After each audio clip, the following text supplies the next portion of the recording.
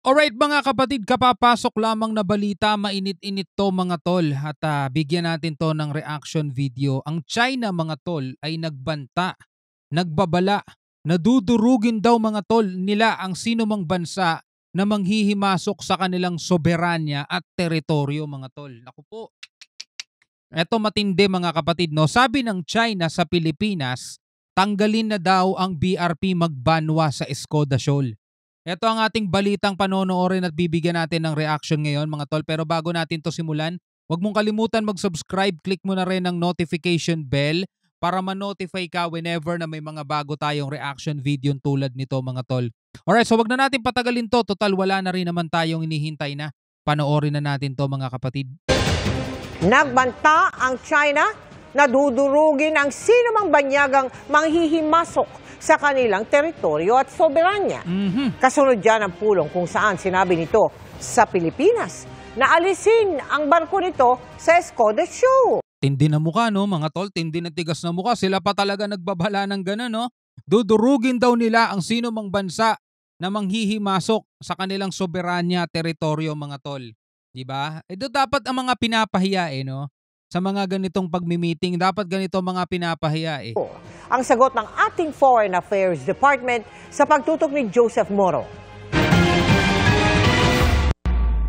Sa pulong ng Bilateral Consultation Mechanism o BCM sa pagitan ng Pilipinas at China sa Beijing kahapon. Pag nakakita ko ng mga ganitong kamayan, photo op, mga ganyang kamayan, napakalaking kalokohan yan eh. Kasi after ng shake hands na yan, wala eh, balik ulit sa dati. Diba yung mga ganyang shake hands mga tol? Wala yan eh. Ito, yan, yung mga shake hands na yan. Consultation Mechanism o BCM sa pagitan ng Pilipinas at China sa Beijing kahapon. Sabi ng China sa Pilipinas, tanggalin ang mga barko ng Pilipinas sa Escoda o Sabina Shoal. Walang binanggit na pangalan ng China kung ano-ano mga barko ito pero 5 buwan nang nasa Escoda Shoal ang BRP Teresa Magbanwa para bantayan ng lugar dahil sa pangamba na magre-reclaim ng lupa ang China doon. At tayo pa talaga ang palalayasin nila sa mismong soberanya natin. Nitong Agosto, nasira ang ilang bahagi ng BRP Teresa Magbanwa matapos itong pagbabanggain ng China Coast Guard. Pinalibutan din ito ng iba pang Chinese vessel pero hindi pa rin umalis ang BRP Teresa Magbanwa. Sa BCM kahapon, iginiit ng Chinese Foreign Ministry ang kanilang posisyon sa Escoda Shoal. Bukod sa panawagan sa Pilipinas na tanggalin ang mga barko natin doon, patuloy nilang pangangalagaan ang kanilang soberanya sa lugar. Pero pagdiin ni Foreign Affairs Undersecretary Teresa Lazaro, ang Escoda Shoal ay nasa loob ng Exclusive Economic Zone o EEZ ng Pilipinas. Pinag-usapan din daw sa BCM kung paano mapapababa ang tensyon sa lugar. Ayon sa National Maritime Council, hindi aalis sa Escoda Shoal ang Pilipinas. Good job. May soberanya, sovereign rights at jurisdiction daw ang Pilipinas sa EEZ nito na sumusunod sa United Nations Convention on the Law of the Sea o UNCLOS at 2016 Arbitral Award. Yun ang matinding sampal sa mukha nila mga tol. No, kung sa meeting na to, talagang sinabi to ni NFC spokesperson, retired Vice Admiral Alexander Lopez, mga tol, ito yung napakalaking sampal sa pagmumukha nitong representative ng representante ng China mga tol.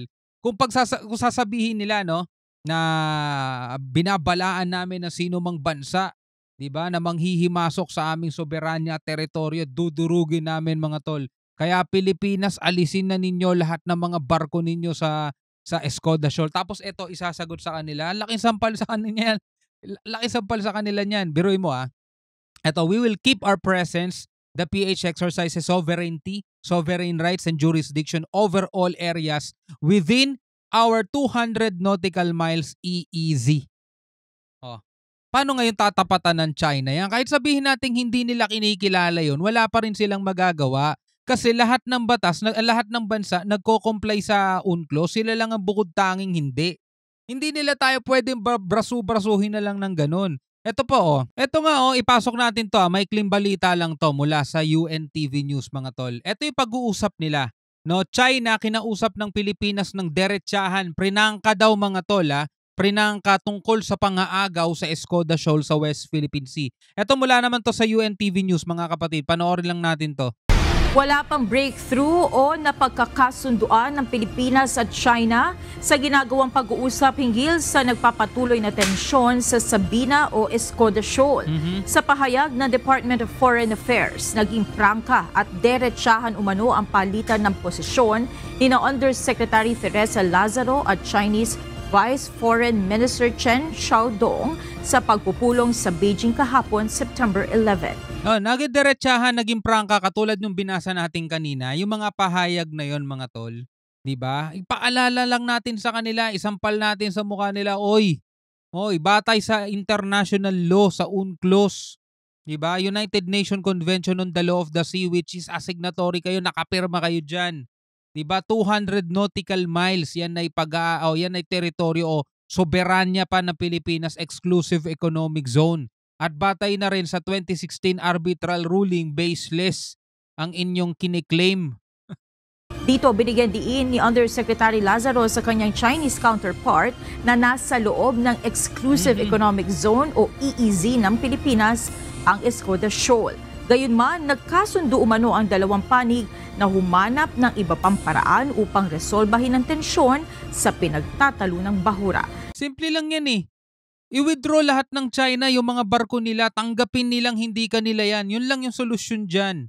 Hindi pwedeng binabraso-braso tayo doon, di ba? Nitong August 31, ilang ulit ng binangga ng barko ng China Coast Guard ang BRP Teresa Magbanwa na ipinadala ng Philippine Coast Guard upang magbantay sa Escoda Shoal. Di ba? Sila yung mga haharang na gano'n, biglang ibibintang nila sa atin, di ba?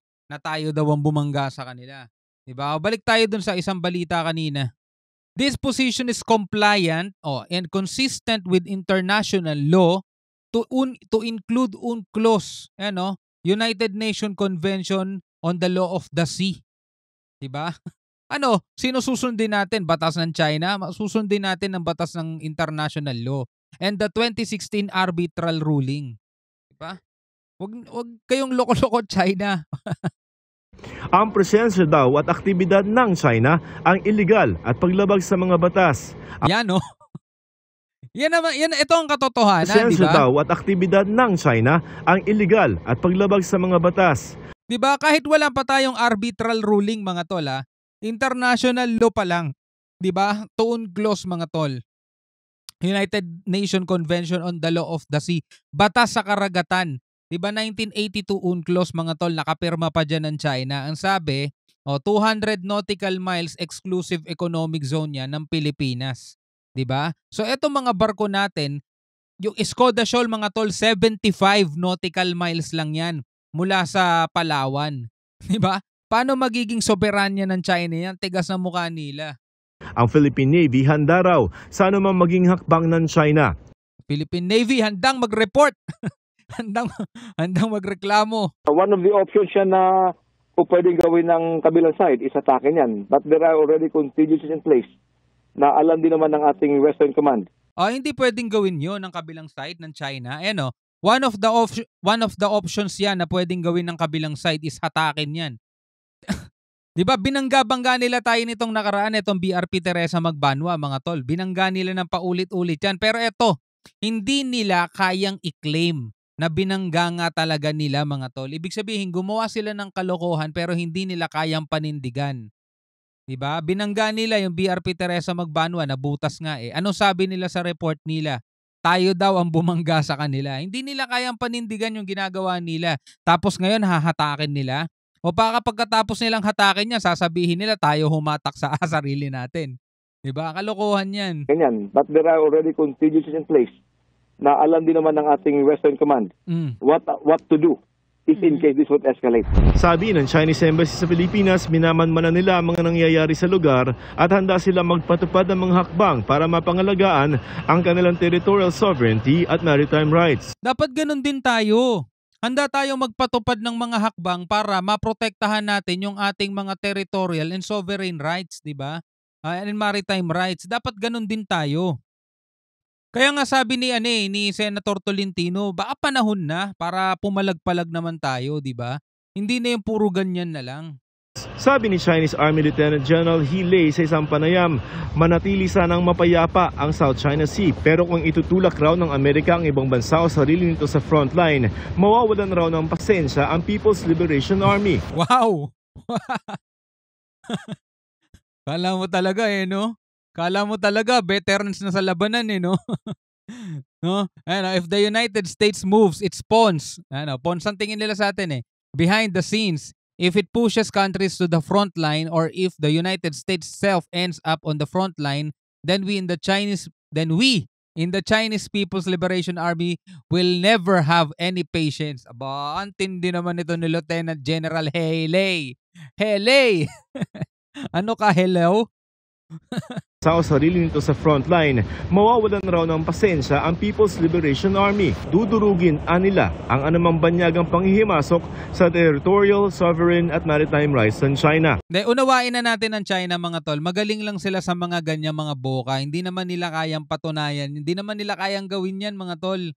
No, 70 years na nga nila pinagbabantaan yung Taiwan. Wala naman silang nagagawa Diba? Sa ibang mga bansa nga, urong buntot sila Diba? O Vietnam, napakaraming na-reclaim na isla dito sa South China Sea. Wala naman silang nagawa. Diba? Puro lang sila ganyan. We in the Chinese People's Liberation Army will resolutely crush any foreign hostile encroachment on China's territorial, sovereign and maritime rights and interests. Dudurugin kayo ng mundo kapag nagmatigas kayong labagin nyo batas. Ang anumang banyagang panghihimasok sa territorial, sovereign at maritime rights ng China. Sinusubukan naming kunan ng pahayag ang Amerika kaugnay sa pahayag ng China, pero sa isang panayam sa US Ambassador to the Philippines, muli naman nagpahayag ng suporta sa Pilipinas ang Amerika. But I can certainly say that the 9-dash line or now 10-dash line that China has drawn is a cartoon. That's not based in law. That is cartoons lang daw. Hindi naman daw yan based on law. Yung 9-dash line at 10-dash line na kine-claim ng China ay drawing lang. Cartoons nga lang daw yan pero hindi naman daw base sa batas yan. that China has drawn is a cartoon. That's not based in law. That is not a factual representation of international maritime law. Diba? Cartoons lang yan. Nado ang Philippine Navy na nakatuon ng kanilang pansin ngayon sa Escoda Shoal na lampas 100 kilometro lamang ang layo mula sa Palawan. 75 nautical miles nga lang yung Escoda Shoal. Pero mo pati yun, aangkinin pa ng China. Tindi, no? Nitong mga nakarang araw, daan-daang mga barko ng China ang namataan sa West Philippine Sea. Marami nasa Escoda Shoal. Lampas 200 barko ng China kasama ang mga Chinese maritime militia vessels ang na-monitor ng Philippine Navy noong isang linggo na pinakamataas na bilang ngayong taon. Para kay maritime law expert Professor Jay Batumbakal, hindi dapat bumigay ang Pilipinas. Lalo pat kung pagbabasehan raw ang mga nagiging aksyon ng China sa West Philippine Sea ay tila may pinaplano ito. Within this year probably that's what they want to do. To take the West Philippine Sea completely. Either by us withdrawing or simply acquiescing to their demands. Hence all the threats, all the provocations. We can yun nga yung ginagawa ng China not withdraw on the basis of threats. Para sa GMA, diba? Yun ang target talaga ng China mga tol. Yan yung mga ganyang pagbabanta nila. Kapag mahina loob ng presidente mga tol, bibigay yun. Makukuha talaga ng China gusto nila without firing. May single bullet, sabi nga ganon ng mga expert natin. No? Kasi ngayon yung tactic ang ginagawa ng China. Pero ang tindi na pagbabantaan nila, dudurugin daw nila. Kaya pala, no? Kaya pala nagpupulasan silang lahat kapag may paparating na mga malalakas na mga bansa rito, nagpupulasan sila.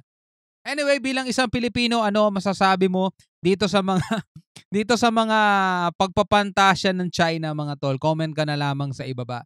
Hanggang sa muli, ako nga pala si Shobaldi. Peace out.